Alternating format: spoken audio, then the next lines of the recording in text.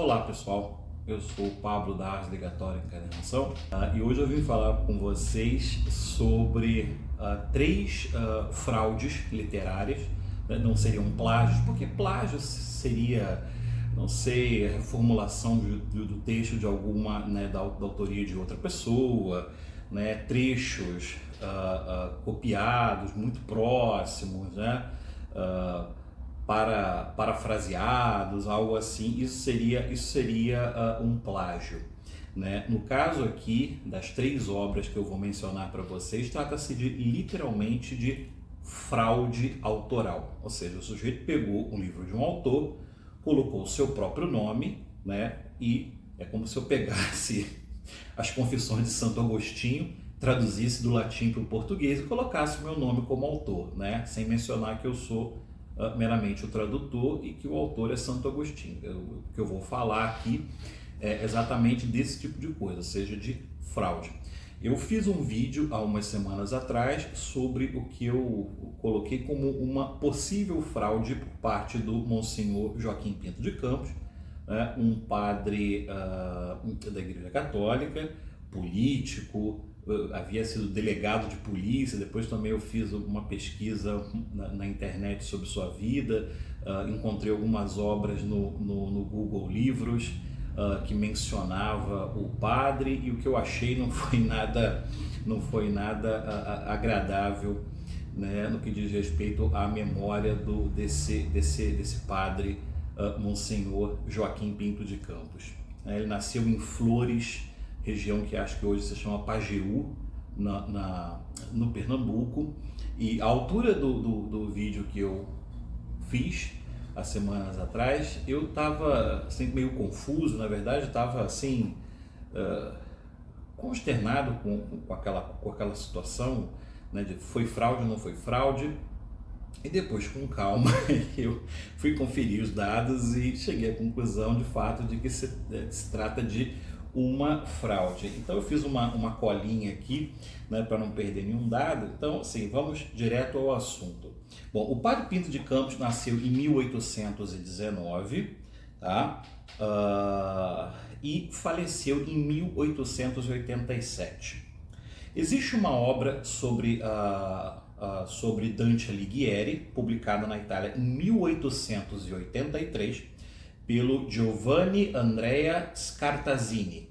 O título da obra é Dante, o primeiro volume chama-se Vita di Dante e o segundo volume Opere di Dante.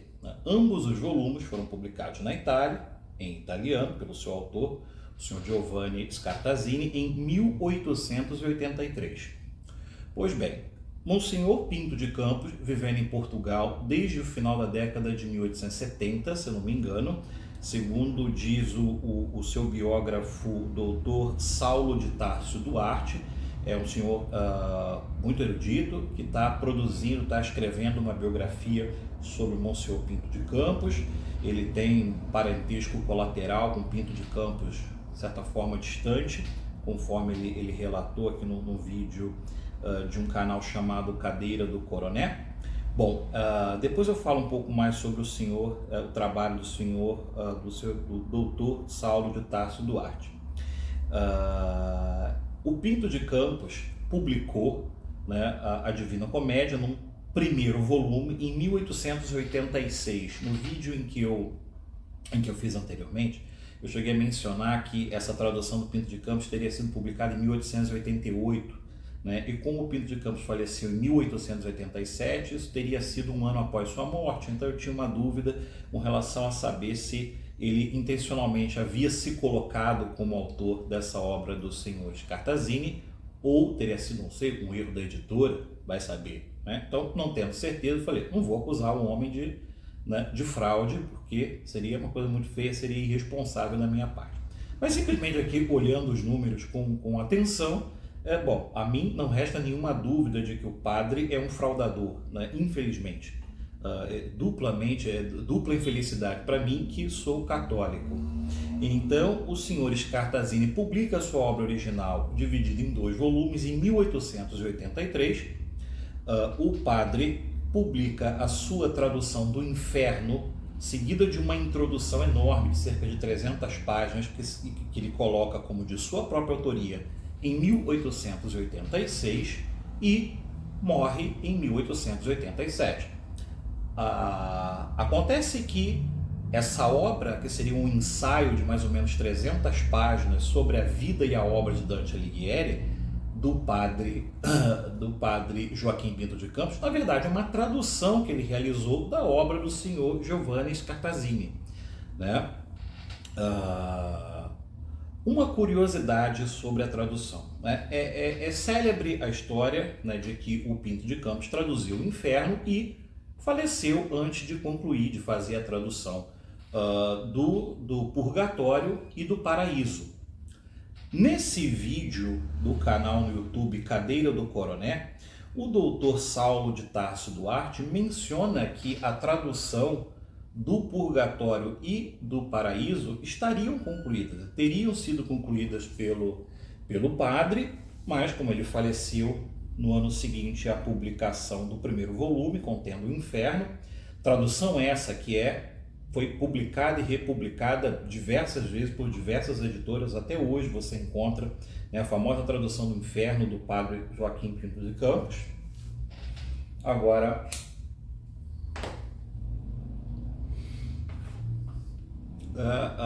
sempre que essa tradução é publicada, né, vem a nota de que o padre faleceu sem ter traduzido o Purgatório e o Paraíso. E o doutor Saulo de Tarso Duarte nos traz uma notícia que, se for verdadeira, seria ótimo, né? Ele menciona no vídeo publicado esse ano que no final agora de 2024 iria a Portugal numa igreja, que foi a última igreja onde celebrou missa o padre Joaquim Pinto de Campos, para poder confirmar, né, a existência desses manuscritos com a tradução do Purgatório e do Paraíso, o que seria maravilhoso, porque de fato a tradução do Inferno do padre Pinto de Campos me parece muito boa, né?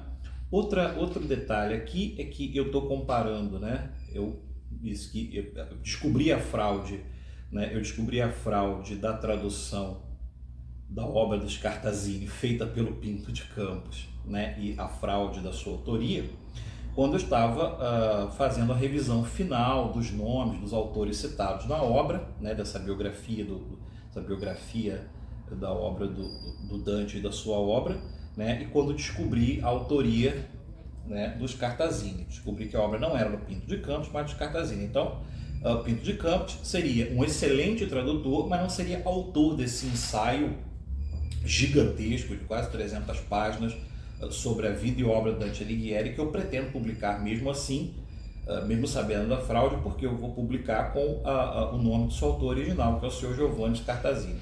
Acontece que eu avancei um pouco mais na revisão, né, do texto e vejo que algumas partes do texto original do autor foram suprimidas na tradução do nosso fraudador Pinto de Campos. Infelizmente tem que chamá-lo assim, porque não é uma questão de ofender a sua memória, mas é o que ele fez, ele foi um fraudador. Isso aí não há mais argumento, né? E de tudo isso que eu estou colocando aqui, eu deixo aqui embaixo na descrição do vídeo os links para que vocês possam conferir.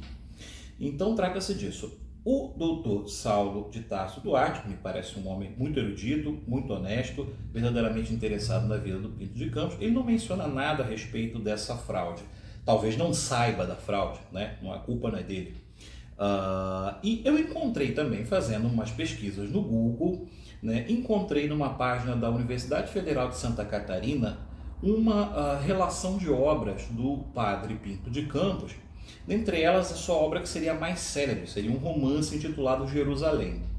E na descrição, né, numa espécie de resenha, consta, agora não me lembro de autoria de quem, consta uma observação de que essa obra também seria uma fraude feita pelo Pinto de Campos, coisa que eu não consegui comprovar, da qual eu não consegui obter nenhuma comprovação, porque eu não encontrei mais nada.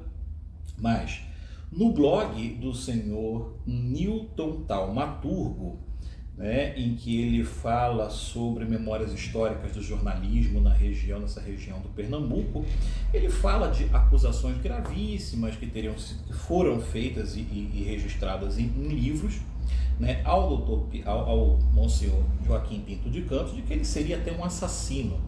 Antes de partir do Brasil, é fato que o Pinto de Campos também ocupou o cargo de delegado numa cidade próxima que ele havia nascido, ou nessa mesma cidade. Agora não lembro desses detalhes. Se vocês quiserem procurar, as referências estão lá no blog do senhor Newton Taumaturgo com TH. Tá? Coisa que eu também não tenho como saber se é verdade ou se é mentira. Outra coisa curiosa é um livro que vocês podem encontrar no Google Books e cujo link eu deixarei aqui na descrição do vídeo. Um livro publicado em 1867, né, assinado por um sujeito pelo codinome Cristão Velho, que na verdade é o senhor José Inácio de Abreu e Lima, que era um ferrenho, vamos dizer, opositor, adversário do cônego Joaquim Pinto de Campos. Ele publicou uma obra intitulada As Bíblias Falsificadas, ou Duas Respostas ao Senhor Cônego Joaquim Pinto de Campos. Bom, esse livro, também de quase 200 páginas, ele acusa o Joaquim Pinto de Campos de ter inventado uma história de que determinadas Bíblias vindas, se não me engano, da Inglaterra ou de Nova York, agora não lembro, eu li, sei lá, 15 páginas do livro, mas é uma obra de polêmica que resultou em processo, uma história muito enrolada, né, em que o Joaquim Pinto de Campos teria dito falsamente que determinadas Bíblias católicas encomendadas, agora não me lembro se de Nova York ou de Londres, eram na verdade Bíblias que estavam falsificadas, que eram na verdade traduções protestantes, uma história enrolada pra caramba. Se vocês tiverem curiosidade, corram atrás, é fácil encontrar esse livro intitulado As Bíblias Falsificadas, ou Duas Respostas ao Senhor Cônego Joaquim Pinto de Campos.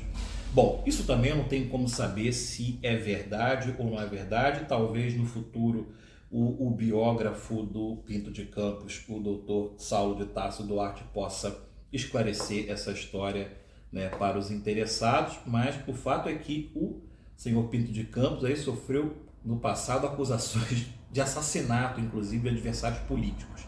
Bom, vale também observar que o Pinto de Campos sempre foi metido com política.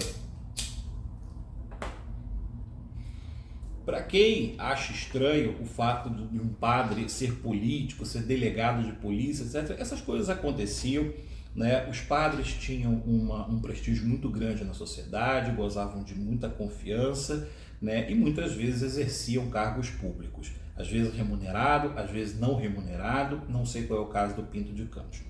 O fato também é que o Pinto de Campos pertencia a uma família proeminente dessa região ali de Pajeú, Flores, em Pernambuco, e era comum, para quem estuda genealogia, né, é comum que nessas famílias, tanto em Portugal como no Brasil, essas famílias proeminentes, elas, né, as pessoas tinham muitos filhos. Então o primeiro filho cuidava das terras, o outro era enviado para ser padre, o outro virava militar, né, tentava inclusive, se fosse nobre, inscrever-se numa ordem militar, como as ordens militares de São Tiago, lá de Portugal, a Ordem de Aviso, ou a Ordem dos Cavaleiros, a Ordem de Cristo. Tem uma série de ordens militares célebres, e para que você pertencesse a uma ordem militar, você deveria ser nobre, né? De pelo menos 3 gerações, uma coisa bastante complexa.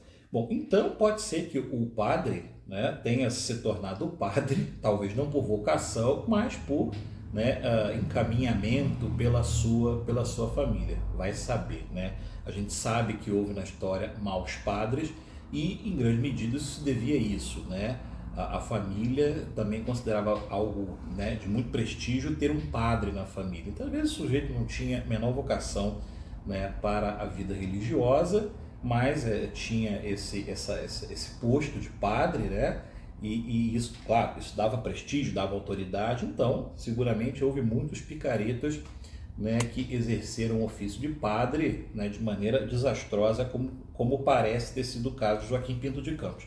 Mas, para resumir aqui sobre o Pinto de Campos, todas essas acusações feitas contra ele, eu não tenho comprovação de que são verdadeiras. A única que eu tenho, né, que eu afirmo categoricamente, é a fraude, né, do livro cuja autoria é atribuída a ele, né, o livro que ele apresentou à editora como sendo de autoria dele, que na verdade foi uma tradução que ele fez da obra em 2 volumes do Giovanni Scartazzini, né? Repito, publicada originalmente em 1883, enquanto a tradução do Padre Pinto de Campos foi publicada 3 anos depois, em 1886.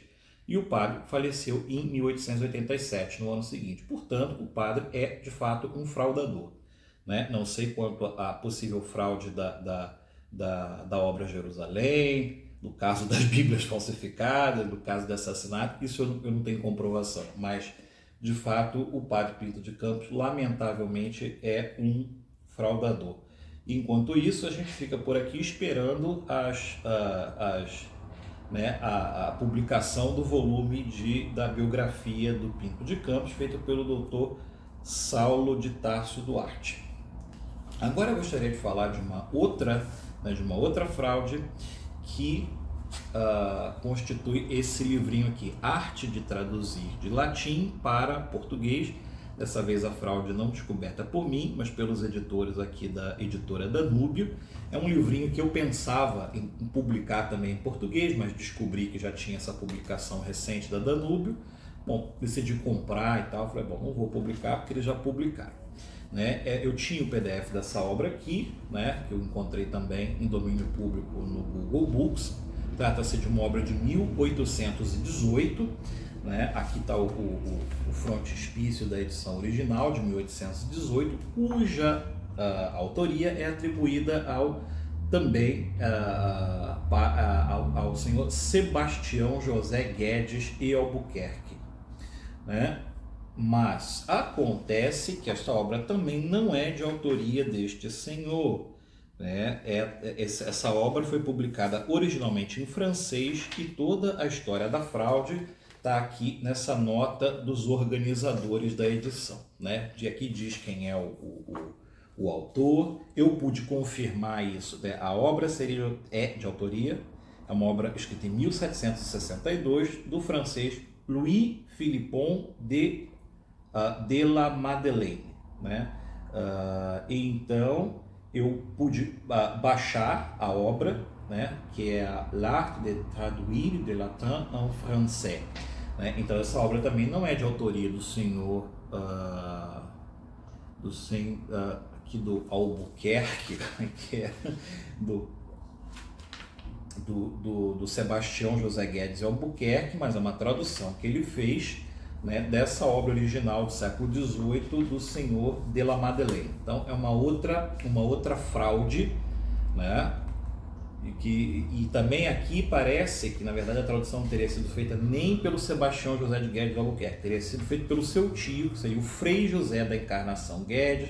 Bom, é toda uma história complicadíssima que está aqui contada nessa edição da editora Danúbio. Mas, de qualquer maneira, a obra, né, o manual de tradução do latim, muito interessante, vale a leitura. Vocês podem baixar a edição de 1818 no Google Books e a versão original do padre de la Madeleine também, do autor francês lá, o de la Madeleine, também no Google Books, obra de 1762.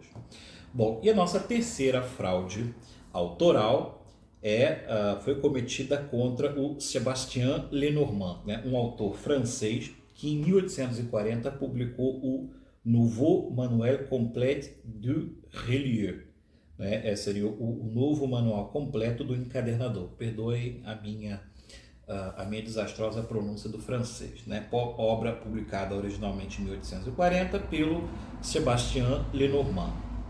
Bom, essa obra foi traduzida 6 anos depois, em 1846, como Manual del Enquadernador, né, para o espanhol, e o nome do Sébastien Lenormand é mantido. Então aqui é uma tradução, não há nenhum problema, mas ocorre que em 1868, né, décadas depois, O manual foi relançado, reeditado com o nome de Manual Completo do Encadernador, né, del Enquadernador, Manual Completo del Enquadernador, e a sua autoria passa a ser atribuída a um sujeito de nome M. Sabrel. Também consta, até hoje, esse manual de encadernação é reeditado, agora eu não lembro por qual autora, por qual editora, mas com essa autoria atribuída ao senhor Sabrel, né, quando, na verdade, essa obra é de autoria do Sebastião Lenormand. Então, essa fraude eu também descobri, porque eu me interesso, né, no meu ofício de encadernador, eu leio todos os manuais que me chegam às mãos, nos idiomas que eu sei ler, e eu tinha encontrado esse manual em espanhol, tinha achado muito interessante, depois encontrei o manual em francês do senhor Lenormand e também reconheci que era uma fraude, que era o mesmo manual. Bom, então é isso, pessoal. Deixo vocês aqui com essas curiosidades sobre o mundo da fraude autoral. Se vocês souberem de alguma coisa dessa natureza, alguma fraude ou de alguma notícia a mais sobre o senhor, né, o famoso Pinto de Campos, espero que seja a última vez que eu tenha que falar dele, porque essa história de fato é lamentável. Então fico aqui. Espero que vocês estejam bem, fiquem todos com Deus e até o próximo vídeo.